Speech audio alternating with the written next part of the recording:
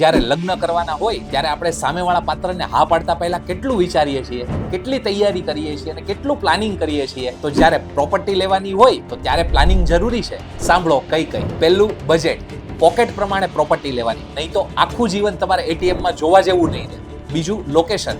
આવતા 5 વર્ષની અંદર ગવર્મેન્ટ ટ્રાન્સપોર્ટેશન, રોડ રસ્તા આ બધું લાવશે કે નહીં, આ એરિયાની કનેક્ટિવિટી બીજા એરિયા સાથે છે કે નહીં, આ પણ ચેક કરજો. ત્રીજું, બિલ્ડર રેપ્યુટેશન, કે એમની ખાલી રેપ્યુટેશન સોશિયલ મીડિયામાં જ છે કે એમણે અગાઉ કયા પ્રોજેક્ટ કરેલા છે, એ પ્રોજેક્ટમાં એમણે શું આપેલું છે, એમનું ઇન્વેસ્ટરો સાથે કેવું અટેચમેન્ટ છે, આ પણ ખાસ ચેક કરજો. અને ચોથું, project document, RERA, BU, possession letter, આ બધું જ ચેક કરીને તમારી પ્રોપર્ટીને હા પાડજો. અને સૌથી ઇમ્પોર્ટન્ટ, રિયલ એસ્ટેટ માટે એવો સારથી શોધજો કે જે તમારું કામ સરળ કરી નાખે. બાકી ખુદ કરવા જશો તો પીએચડી કરવા જેટલું અઘરું લાગશે.